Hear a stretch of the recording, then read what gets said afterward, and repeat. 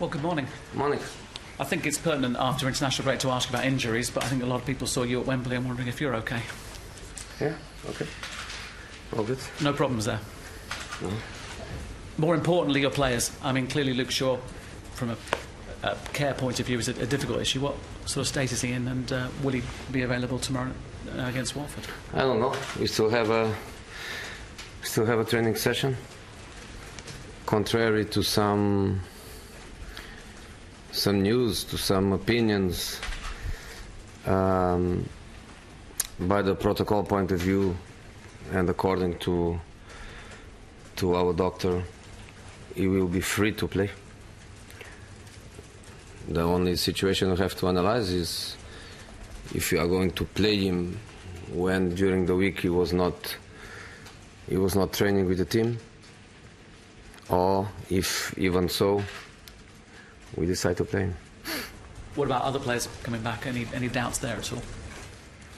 Fellaini is a doubt. And Herrera is out. He had one little problem in one ankle in training during the week, so he's also a doubt. Diogo Dalot and Marcus Rashford, they play tonight with the under-23s, and if they play the 90 minutes like we expect, then it will be the end of their recovering process, and we will consider them ready to be back next week for full competition. You say Watford have had a 100% start to the season. What sort of a test are you expecting from them this weekend? It's clear. 4 matches, 12 points. We know that 3 of these matches were at home, so in relation to the 12 points, maybe we can speak about a little advantage in relation to other teams with 2 home, 2 away. But fantastic start. 12 points is great for them. Good victories at home. Strong performances. Congratulations to Javi and to the players and to the club overall, because it was a very good start. Marcus is obviously banned for this match and the coming domestic games, but what did you make of his performances over the international break? You know, speaking about Marcus, I think I can expect that Sunday I'm going to be highly criticized for not to play him tomorrow, because some of the boys are really obsessed with me, and some of them, they have, I think, a problem with some compulsive lies.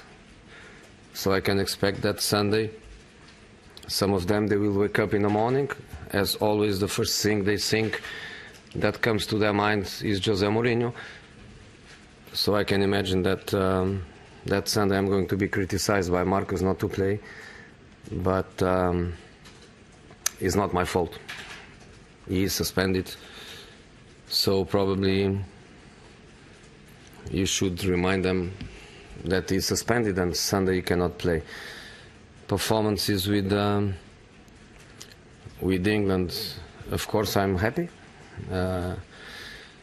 He played well, he competed well, he scored, and especially in a period where he comes with some sadness after his suspension, and was very good that he did that. If you don't mind to lose a couple of minutes with me, I'm going to do something not for you but for the United fans, and because I think I owe myself to the United fans, and for them I'm going to spend 2 minutes with you. On the season 16-17, Marcus Rashford played 32 Premier League matches, 11 Europa League matches, including the final, 3 FA Cup matches, 6 League Cup matches, including the final and the Community Shield. He had 53 appearances, but if you want to take to the minutes of play, he played 3,068 minutes, and if you want to divide that by 90 minutes of the matches, he played 34.2 matches of 90 minutes on the 16-17. On the 17-18, he played 35 matches in the Premier League, 8 in the Champions League, 5 in the FA Cup, including the final, 3 League Cup matches, and the European Super Cup final. He played a total of 52 matches with 2,676 minutes. If you divide that by 90, gives 29.7 matches.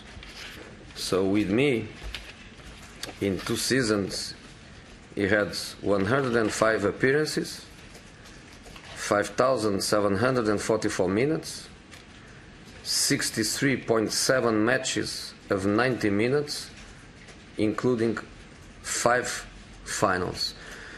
So the people that is speaking and is speaking about these minutes, I think they are a bit confused. Marcus Rashford is not Dominic Solanke, is not Ruben Loftus-Cheek, is not Dominic Calvert-Lewin, is Marcus Rashford, Manchester United player, with an incredible number of appearances and an incredible number of minutes played at the highest level. At the highest level in the best possible competitions. So Manchester United supporters, for you and just for you to know what we are doing with Marcus Rashford, with Luke Shaw, with Jesse Lingard, with Scott McTominay. That's what we are doing here. Josie, clearly from that you've done some research, someone's done some research. It clearly irritates you that there is a perception about you that you don't develop young players. It's not a perception. You know, some of the persons, everybody knows that they have double salaries. They work also for the clubs, and when they work also for the clubs, of course they are not independent, and of course they conduct things in the direction they want to conduct things. That's obvious, and that's human, and that's natural. It's not ethical, but I accept clearly. The ones that wake up in the morning and the first thing that comes into their minds is Jose Mourinho and Manchester United, I feel sorry for them, because there are much more interesting things to wake up and to be happy in the morning than to speak immediately about us and about football. But for the Manchester United supporters, I think it's important. They have the right idea of how things are in reality. But the most important thing of all is that the kid is good kid. The kid is good player. He knows what Manchester United did for him, starting in the academy, then Mr. Van Gaal's support, then my support and the club support, and the new contract and the new shirt, and being selected for every single match. Since I am here, Marcus Rashford was selected for every single match. He was never one day out of selection because of my decision, or because he was injured, or like in this case because he is suspended. He was never out of a selection. So he knows, and that's the most important thing. But again, media is very important, and I think is very important. The Manchester United supporters, they know the truth. That's why I'm going so specific about his numbers. Okay. Who exactly is it that's annoyed you so much, though, about Jose Mourinho? This chat comes to us. Jose, what do you make so far about Fred's progress, and what does he have to do to succeed at United in the long term? You know, Fred progress, I don't know because I don't see him for 15 days. And the first time I'm going to see him after 15 days is now. 15 days he is gone, so I don't know about his progress. Jose, can I just ask you, you made the point that you feel there's a bit of an obsession about you. Who exactly are you talking about? No, the people that called me and asked me to fall at Wembley because they need news from me. So I made it on purpose, so you could speak a little bit We were worried. about myself. What? We were worried you might hurt yourself. No, you know, Okay, can we move on to the second part? it was a good dive. It was brilliant. It was a good dive, and I protect my It was a big distance. I protect my phones, and you know, it was good. No penalty then. No penalty and maybe a yellow card.